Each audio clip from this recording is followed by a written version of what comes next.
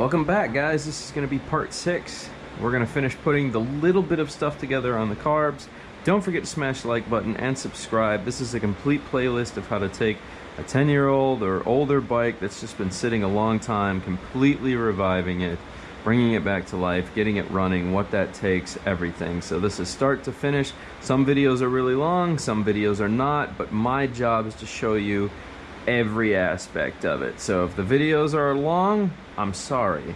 That's just what it is to make sure that you understand every single step and process involved in doing this. So I try to show it to you in real time. I will rarely speed it up. If I think it needs it, I will. Whatever. But the point is that I'm trying to make is that I do my best to try to show everything to you. So if that means one video has 3 different things in it and it's over an hour long, that's just what it is. So I suggest you sit through them. There's a lot of good information. We are going to finish putting this together now. I've got 2 clamps to do on both sides and reinstall the pairing system, and then it'll be ready to have fuel added to it. And so we'll get all that set up. I went ahead and pulled a little gas out of my bike last night because I didn't have any on the shelf, and so I've got some gas to pour into my emergency tank. But before we do that, enjoy my intro. Remember, guys, I make this content for you guys. My time is not free. I choose to give it up freely to you.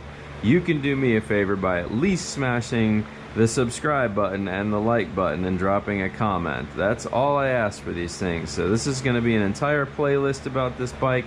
I've made over 3,000 videos to help people fix motorcycles over the years, and there's not much ROI in it for me. I'm not getting much return on investment, so it'd be really nice if people started to show a little gratitude maybe and just scratch some backs for the people giving up their time and free information to keep you from going to shops and have the knowledge to show you how to do all this stuff. That's all I'm saying. Enjoy the intro.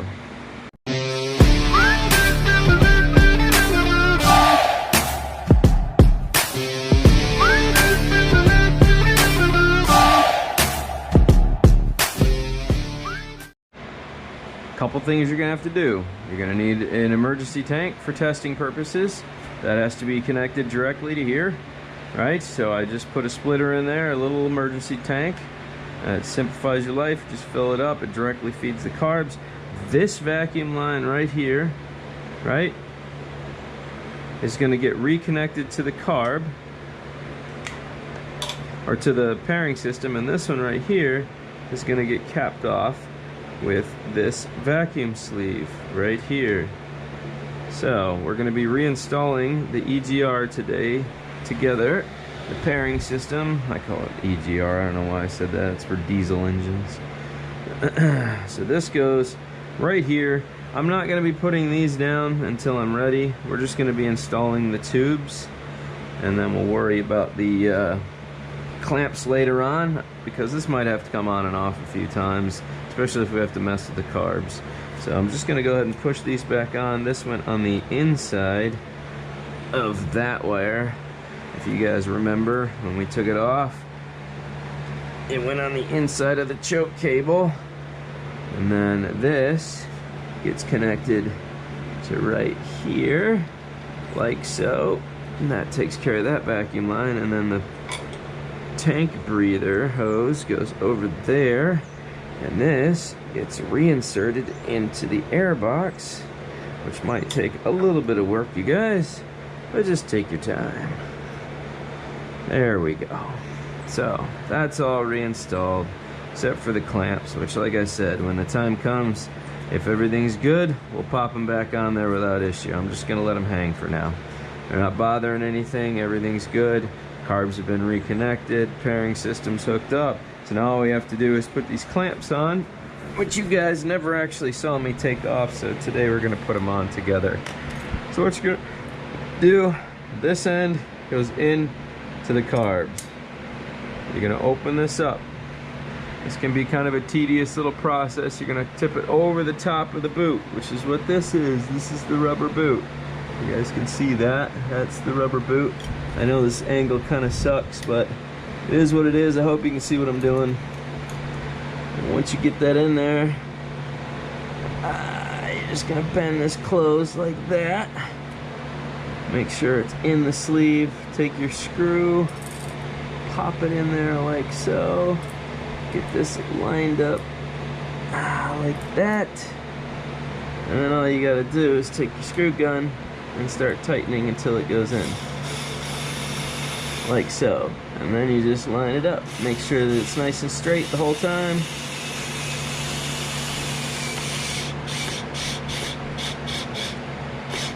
There we go.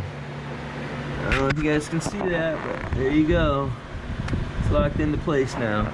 Now you just go to the opposite side of the bike, do the other side the same way, then we'll be ready to add some fuel and see if this thing cranks up for the first time. See what it sounds like. I'm curious. Okay, we are at startup point. I have filled that with gas. However, the first thing we need to do, because we're direct feeding the carbs, we need to make sure nothing's leaking. So I have this set so that I can hang it from here, which will stop gas flow if I start noticing a leak. That way we can solve the leak problem. So I have to raise this up. Once the gravity feed takes over, it'll fill that line, which then we will find out exactly whether either of these have a leak. So I'm gonna lift this up. First thing we're looking for is leak detection. So let's see if we get any leaking. If we do, I just have to lower this below the carbs and that should solve the problem. As you can see, this is just filled up with gas. I'm just looking for signs of leaking. That's it. Alright. The floats should be full now at this point. I'm gonna hang this on this line, which I've put right here. That'll hang down a little bit. Give me a better chance to have a look here. See if we're leaking anything. I'm gonna tilt the camera back for you guys so you can see in there. I do not see or feel any leaking from anywhere, which is a huge plus. Oh, let's go to the other side. Check for the same thing. I have two battery options and a battery over there, but I've got my drone battery, which is 14.8 volts. That will start this. We're gonna start with my jump pack because it's a 12 volt system. Let me just reach down here and make sure nothing's leaking over here. Nope, does not appear. I don't smell extra gas anywhere. Okay, we should be ready for the first startup. I told the lady I bought this from that I would start a recording for the first startup for her, so I'm going to use my camera set up over here real fast and record the first startup if we can get it. And let's just hope for the best. I don't know what this thing is going to do. I have no idea. No clue. But I do know that my fire extinguisher is right there just in case I need it. Right there. Always got to know where your fire extinguisher is before you get started. Okay. Here we go. Gonna back this out just a little bit. Start that up. Beautiful. If my jump pack does not have enough power to start this, then we'll go ahead and head a different direction with this, with a different battery setup. But right now, let's just see if it starts. So key on. Everything's connected. Vacuum line is sealed. That vacuum line is connected. The pairing lines are connected. We checked for spark. We know it has it. Breather line is over here. It's getting direct feed fuel right now, so both floats should be full. Again, I don't see any signs of leaking anywhere that I can tell. Looks like they're both doing exactly what they should. Yep, nope, we should be good. Make sure I check this side. Nothing wet. Okay, let's turn it over and see what it does. You ready? Add a little bit of choke.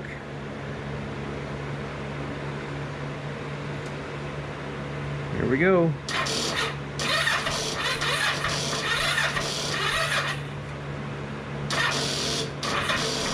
Yeah, that battery's not going to be strong enough to do what we need it to do. Okay. Well, let's switch to a different battery setup here. This works great when there's already a battery connected to the vehicle, but in this circumstance, that is not the case. So We're going to bump this up to a 14.8 volt battery real fast.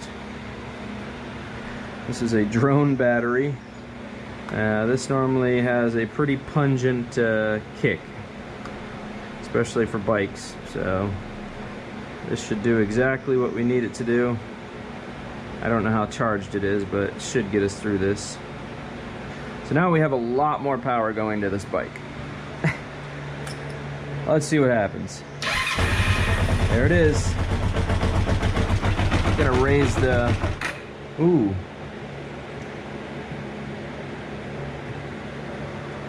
Let's try that again. Send it this way.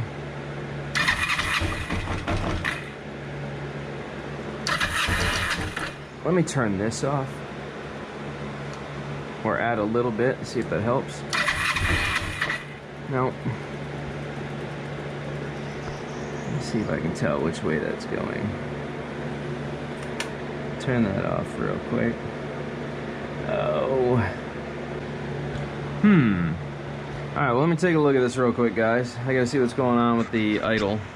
It's down into an idle now, which is good. I've got it set for almost 13. I need to raise it up just a tad.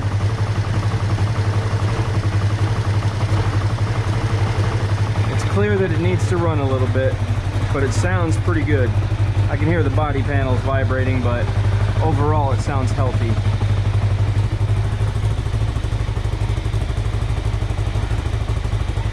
The choke is completely off. It's running under its own power now. So we're gonna start it up again here, guys. We heard it start. I got the idle set. That's perfect. Sounds beautiful, but we need to make sure that this charging system is working properly. So as you can see, this is waning off on my thing. I don't have a proper battery connected to it, but the battery I am using, even though it's tiny, is still 14.8 volts. But we need to make sure this is charging, so you can see where it's at. This bike, I think, requires a battery to be connected for it to stay running. So let's start it up again, and then we'll monitor this together and see what happens. So let's see where we go here.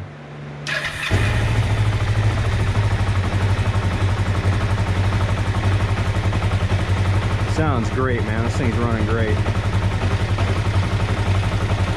I gotta make sure this stays up and doesn't keep falling.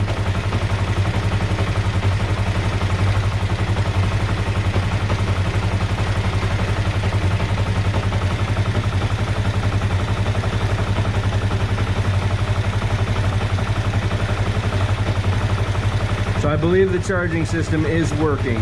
It's going up, not down. It's pretty much maintaining consistency, and it's already a 14.8 volt battery, so again, this is about where it should be settling out at. If it was only drawing and not putting feedback in, this wouldn't keep going up.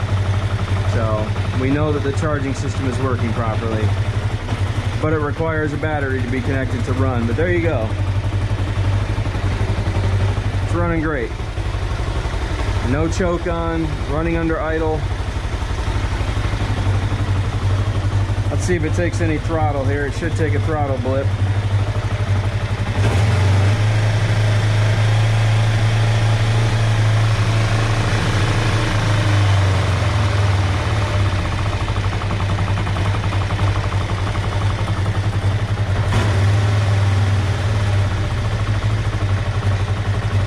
Still got kind of a high idle, so we'll keep dropping that out.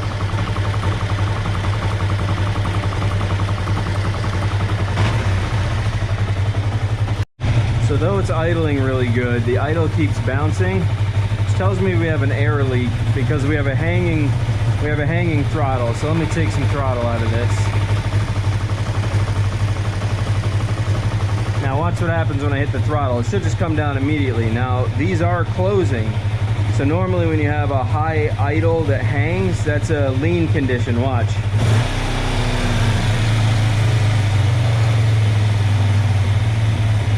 See how long that took to come down? That's normally a sign of extra air getting into the system. I need to figure out what's happening. I have a feeling it's probably these intake boots. I'm gonna loosen these and reseat both of them, and then I think we'll give it another shot, because right now it's definitely getting too much air. That's about where the idle should be, but I keep having to reset it because, again, it's getting too much air. So, yeah.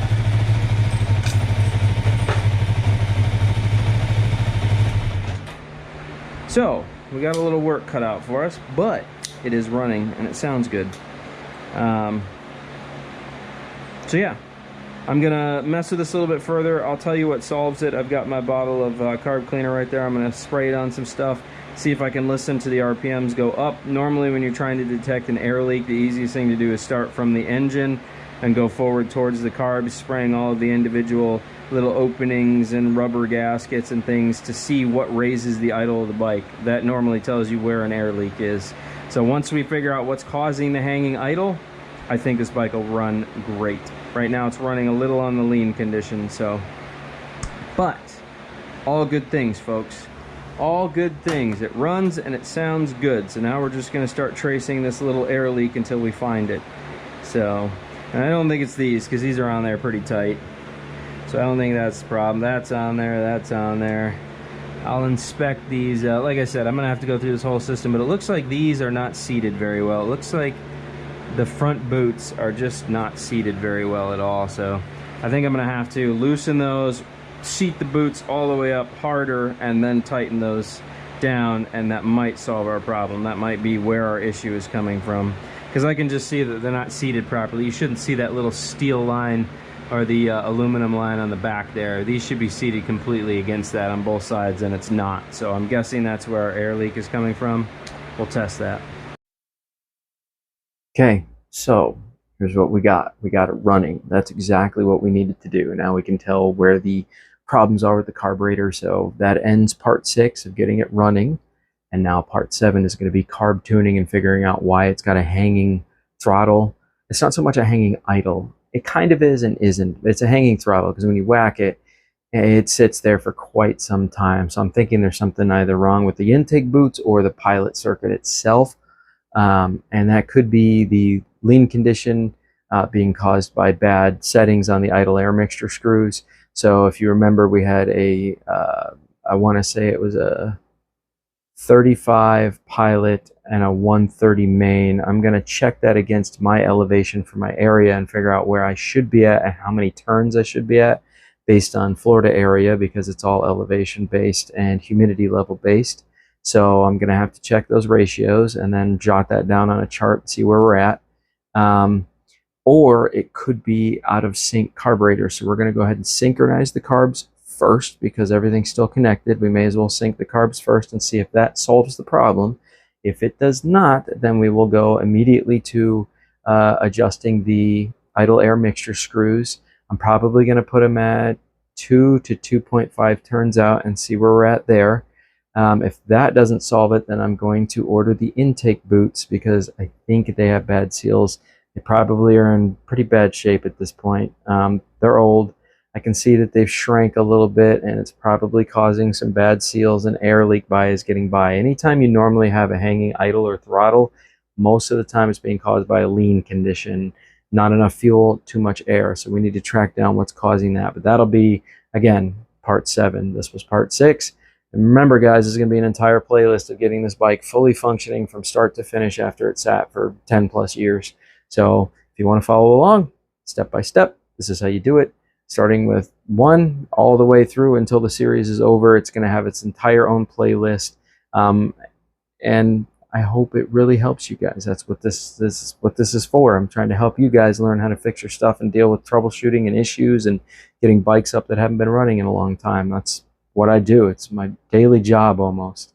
So don't forget to smash the like button and subscribe for the time, energy, and effort that we put into this channel to help you guys for free. You can do something for free for me.